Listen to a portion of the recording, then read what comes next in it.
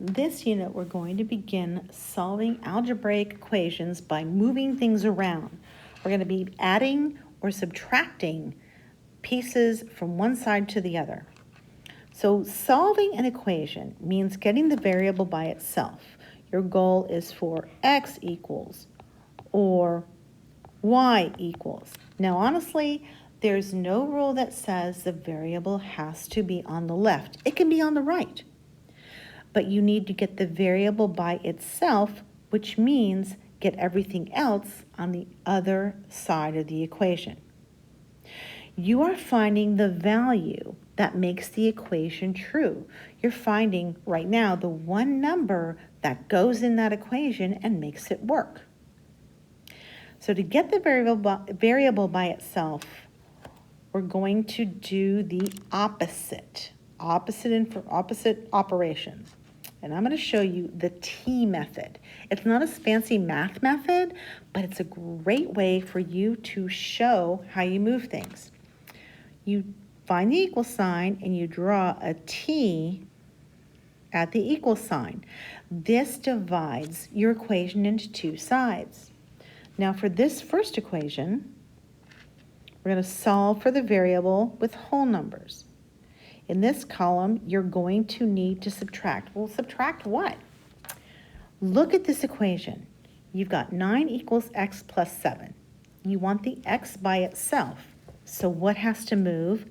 The 7. It has to move. Now what you do is the opposite. We're adding 7. It's plus 7. What's the opposite of adding 7? It's subtracting 7. So we subtract 7.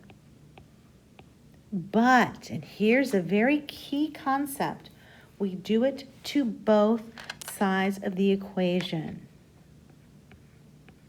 Because I'm going to write it in a different color. Algebra is balance. What you do to one side of the equation, you must do to the other. It keeps it balanced. If I'm taking away 7 from one side, I have to take 7 away from the other. Well, we know 7 minus 7 is 0, so I'm going to cross that out because that's what it is. 9 minus 7 is 2, so 2 equals x. And that's it. Now, how do I know I'm right? I'm going to show you how to check it. You take the value of x and you put it back in the original equation. I'm going to do it over here. 9 equals 2 plus 7. 9 equals 9. It works because that was put in there. So you may want to stop and look at that again. But that's what you do with whole numbers. You simply do the opposite to get the variable by itself. I told you last unit we would be using specific terms. Variable is the letter. Whole number is a number that is not a fraction. Alrighty, now let's look over to the next column. I'm going to draw my T again. The T shows me it's the wall. It shows me what has to move. And to get over the wall, I have to do the opposite. We have W minus 4 equals 8. The 8's on one side of the equal sign. That's great. We keep it there. The W's on the other side. That's also great. We keep it there. We have to move the 4. What is the opposite of minus 4 or a negative 4? Right. You add 4. Now remember, do it to both sides. Negative 4 plus 4 cancels out because it's 0. W equals 12. And we're going to check to see if we're right. 12 minus 4 equals 8. 8 equals 8. It's right. I'm going to put check up here.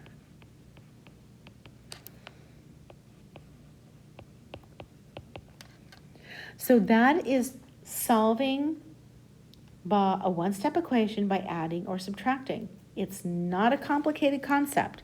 We're going to do something similar but slightly different. Now we're going to use it with decimals. Does the process change? It does not. The process is the same. You add or subtract to move something from one side of the equation to the other. The equal sign is the barrier.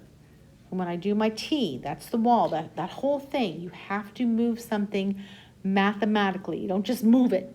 It's got to be done mathematically. All right. So I have a positive 2.6 that has to be moved to the other side of the equation. So I'm going to subtract it. Now, especially with decimals, line it up really well. These two become 0. W equals, now this is 2.6. That's only one decimal point, but 8.13 has 2. Put a 0 on the end of 2.6. It's going to help you subtract. 3 minus 0 is 3. This becomes 7. Borrow the 1. 11 minus 6 is 5. 7 minus 2 is 5. 5.53. So you do the exact same process with decimals that you did with whole numbers. It doesn't change one bit. You add or subtract to move something from one side to the other. I'm going to do another one.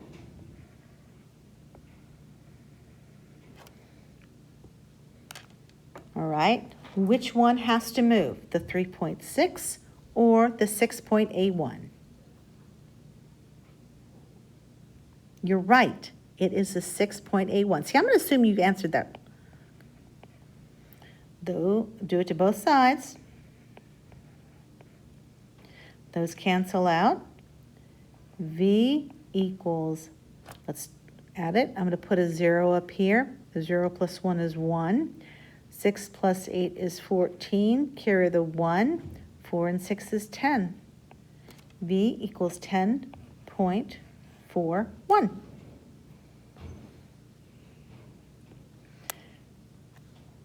Let's do it with integers. Does the process change? It does not. We still add or subtract to get the variable by itself. Drawing the T. All right, something you need to remember is we don't put a sign in front of positive numbers when they're at the beginning of an equation. So you see 5 plus V equals negative 8. There's nothing in front of the 5, so the number is positive. In math, everything's positive unless we tell you otherwise. So if there's no symbol, it's positive. All right, we have the V on one side of the equal sign. We have the negative 8 on the other. We want to move the 5. The opposite of a positive 5 is a negative. Cross them out because it's 0. V equals, now you've got to remember your integer addition rules. These negative 8 and negative 5 have the same sign. So you add them together, which is 13, and then you put the negative in front of it. There you go. V equals negative 13. All right, let's look at doing something a little different, but same process. And I keep on saying that because I want you to realize algebra does not change. The math does not change. The numbers may look different, but the math process is the same. We have y over here on the right. We want to keep it there, and we want to move the negative 4. Remember I told you at the beginning of this lesson, it doesn't matter if the variable is on the left side of the equal sign or the right side. It just has to be by itself. The opposite of a negative 4 is a positive 4. Add 4 to both sides. Those cancel out, so you have y, something equals y. Now, you've got a positive 4 and a negative 2. You find the difference, which is subtract. 4 minus 2 is 2. And then you look at which one's higher. Well, 4 is higher, so it must be a positive 2. 2 equals y. Do not switch your y. Don't do that. It's not necessary, and it gets things confused. Alrighty. Now, with fractions, the process is the same. We're still adding and subtracting, but we put another step in there. So first, let's get the W all by itself. So we're going to do that first. So I'm going to subtract 3 over 5 from both sides. So I'm left with W equals, yes, you can subtract this. Just write the equation. 1 over 2 minus 3 over 5. So we just have a couple of extra steps to do. We have to find a common denominator. The common denominator between 2 and 5 is 10. They both go into 10. So this equation gets multiplied by 2 over 2, which becomes 6 over 10. You need to multiply the entire equation by 2 over 2 because we don't change the amount, we simply change the name. Okay? Some friend of yours named Chris, that's his nickname. That's his 3 over 5 name. The fancy name is Christopher. That's his 6 over 10 name. So you're just changing the name, not the amount. Think about pizza. Okay? Think about pizza. You take a slice of pizza and you cut it in half. Is it more pizza? No. It's the same amount of pizza. Now it's just 2 smaller slices of pizza.